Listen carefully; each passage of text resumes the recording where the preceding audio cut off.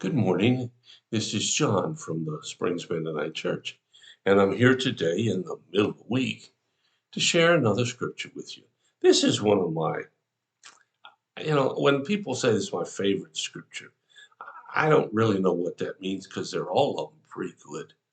So this is one of my pretty good favorite scriptures.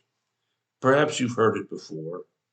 I figure I've shared on it because my Bible's marked that I have, but I wanted to do it again. First Peter chapter 5, verses 6 and 7. So humble yourselves under the mighty power of God, and at the right time he will lift up you in honor. Give all of your worries and cares to God, for he cares about you. Well, this passage talks about you and me and God. Now, I guess that's not surprising. It's a Bible-based devotional, so I guess it should talk about that. But it's talking not to us, it's talking to me. So if you will insert yourself here and say that this passage is talking to me, whoever this me is. You see, God knows us. Most of us are pretty busy. We have lives to take care of. We might have other obligations with family members. We might be building a career. We might be learning how to relax in retirement. We might be dealing with little kids, and we might be dealing with older kids who many times can be more difficult. But wherever you are, I am in life, this passage has a lot to say. It starts out by saying, humble yourself. Now, humble yourself how? When? Where? Well, it says, humble yourself under the mighty power of God. What does that mean? Well, at the very least, it means something like, come on, man. Don't think you're so important that nobody else counts.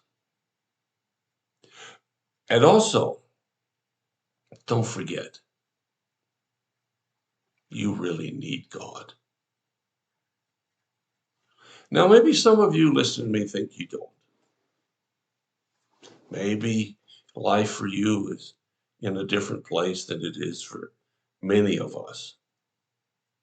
It's clear I need God in my life, not just because I'm a preacher and that's supposed to happen.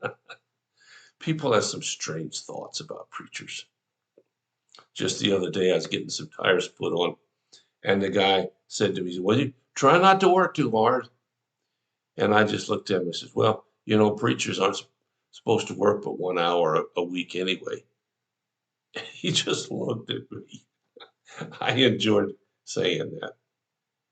But you see, God is looking out for you and for me all the time. I just have to accept that, not think that I'm so important, that I'm the only one God's looking for, or that I'm so good I don't need God.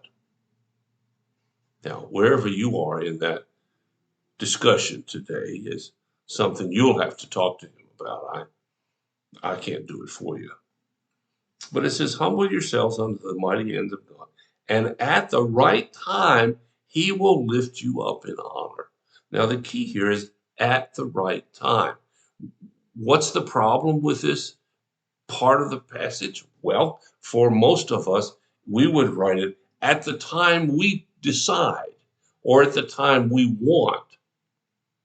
You see, we want God to serve us instead of us serving God. Now think about that. There's a powerful difference there. And if we do that, if we serve him, then we are guaranteed the benefits of this relationship, if you will, is that he will be there at just the right time, not early, and especially not late. He will be there. And it says, give all of your cares and worries to him. You see, he's there to take your worries and cares. Because, the verse says, he cares about you. Now, when we think we don't need God, this verse goes away in terms of a promise. Then we're out on our own, whatever that turns out to be. But if we choose today, this moment, the minute you're listening, if we choose to humble ourselves and admit we need God in our lives, in our situation, in our families, in our whatever, then we can be assured at his time. Don't forget that.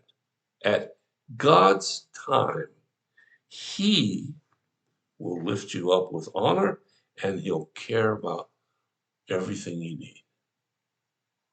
Now, I would argue that's a pretty good trade.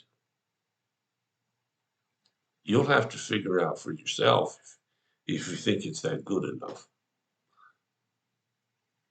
But as someone else said long before me, every day of the week and twice on Sunday, I'd make that trade, giving myself up so that God will take care of me. Will you think about it? Hope you have a wonderful rest of the day. Hope you have a wonderful rest of the week. I'll be back tomorrow with another thought. If you have a need or you have a concern, let us know, and we'll do whatever we can as fast as we can to help meet your needs. Thanks for listening. God bless you. I'll be back tomorrow.